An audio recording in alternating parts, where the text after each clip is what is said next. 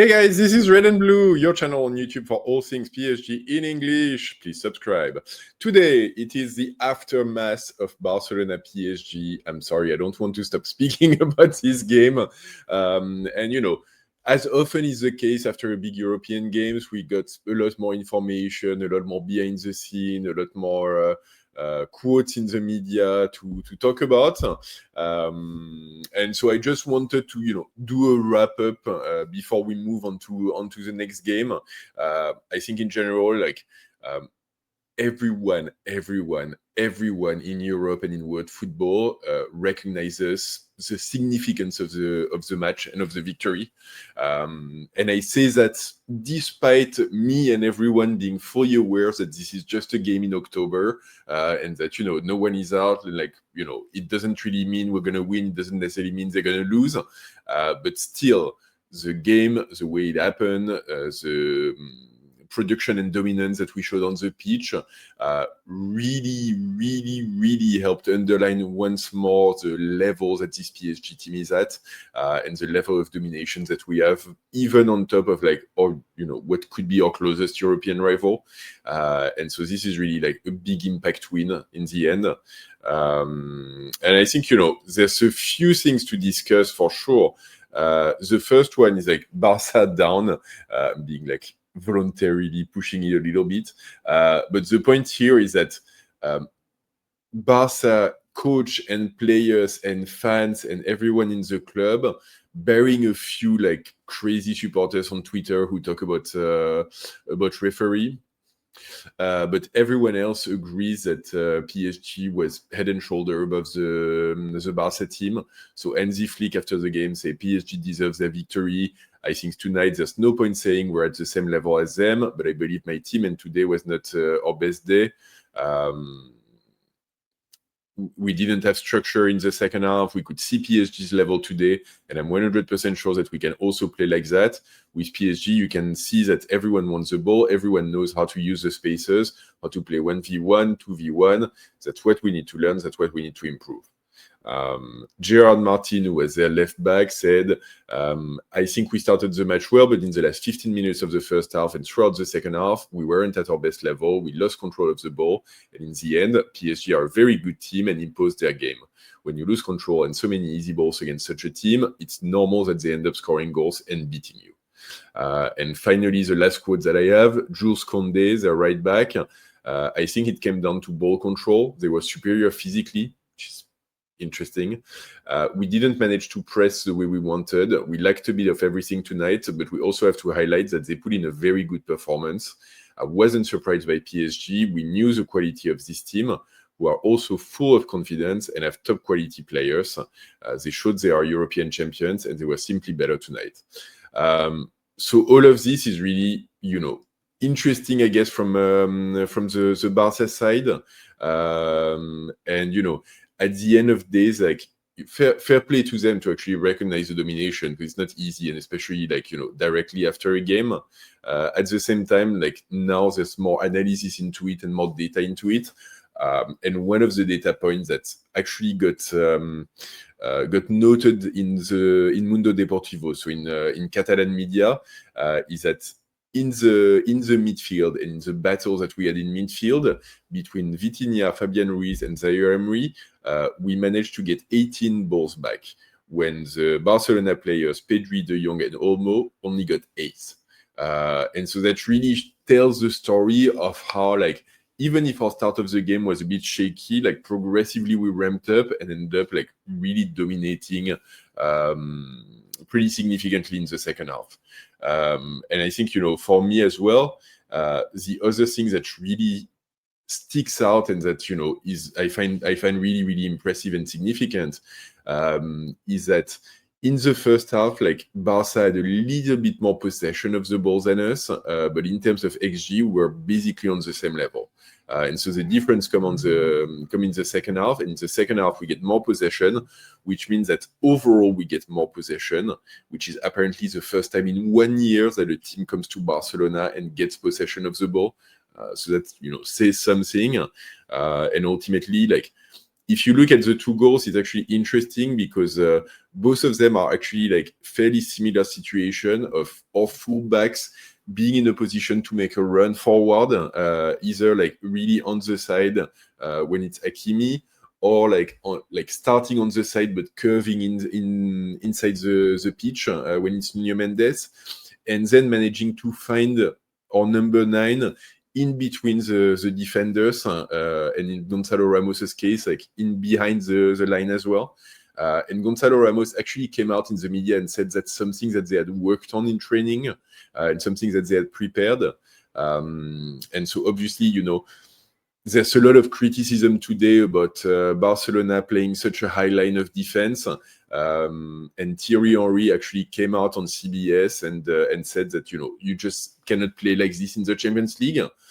I think like I obviously I agree, because it's like it feels obvious now after the game and after they've lost. It's also like the way they've been successful the past year, so it's just easy to say.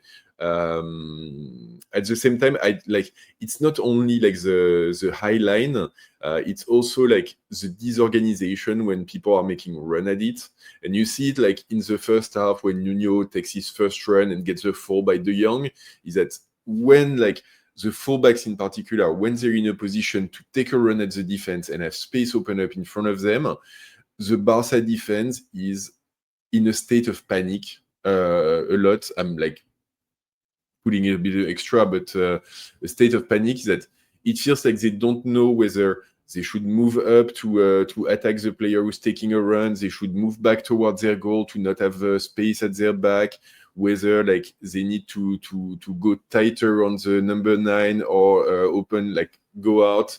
I think you see there's a lot of confusion on the first goal in terms of, you know, how they should position themselves and what action do they take. And then on the second one, you see, I think Balde and Kubarsi, who are like, they don't know if they need to run to the side to cover for Hakimi. They're trying to play the offside on Gonçalo Ramos, but they don't do it well enough. So I found that this is more the troubling part rather than just the high line of defense. So, you know, I know better than Thierry Henry is what I'm saying. And the last thing as well, which I really wanted to bring up because I think it's amazing, and I actually heard it during the game. The Barca fans and the players are also complaining at the lack of noise from their supporters, and that in the stadium you could only hear the PSG fans. So, you know, once again, like, bravo to our ultras who did an amazing job. And I saw this when I was watching the game, because you could hear it in the second half. And like at the very end of the game, I was literally like falling over laughing, because the PSG fans were chanting like, we're at home, we're at home. Which, you know, in Barcelona, winning for the third time in a row in Barcelona, it's just cracked me up. But yeah, even like throughout the second half, you can very, very, very clearly hear them in the broadcast with the PSG songs. Couple of times, like you see at the beginning, Yamal is trying to rouse the crowd and get them to make more noise, but yeah, it doesn't really work. And yeah, like the players and even the fans, some of the fans were saying that in the media, that it's embarrassing that that you could only hear the PSG supporters. So really, really dominant win for PSG. And I think, you know, another reason why this one really feels good is that there was a lot of chatter before the game in the media and in social media by the Barca ecosystem in general. And, you know, I think Barcelona in general, they've been like probably the number one club who like try to instill like some sort of unhealthy rivalry with PSG, which is like, you know, okay, you do whatever you want to do, but in this case, it started with Pedri in the press conference before the game, saying that they were the best team in the world. It kept on with like the Barca Twitter account sharing some pictures of the remontada before the game. It kept on with Yamal, who posted on his social media before the game, like no pressure or something like this, like something ridiculous. And then like the Barca like staff even played "Jump" from Van Halen, who's like Van Halen, who's the song, the entrance song of the Marseille player in the Velodrome. So they played that song in Montjuic before the game. So all of these little things, aggregating, create like, I don't know, like a little bit of analysis thing. And, I think you've got to be like, I don't know, like, I mean, I admire Barca. Like, I recognize that it's a big club, a big team with like a lot of history and so on. At the same time, like, yes, they didn't win the Champions League last year. And like, they won like only one game in the quarterfinals onward. They lost. They got like 7 goals scored on them in the semi-final. So coming out after and saying like, oh, like we're the best team and we would have beaten PSG and so on. I don't see how it adds anything to the conversation. If it helps them like get psyched up, like I guess fair and like go for it. But then like you've got to back it up, and they didn't back it up. And ultimately, like that's the beauty of it, is that PSG player got a chance to hit back, and so in the post-game interview, Vitinha said like, yes, this kind. I don't remember the exact quote, but like the beginning at least. He said like, things like this happen before big games, and we know there's always quotes and things being told to the press. But for us, we don't give a F. Literally on TV said that we focus on the game and on the pitch, and that's what we do. And then Gonçalo Ramos on CBS was also asked about it.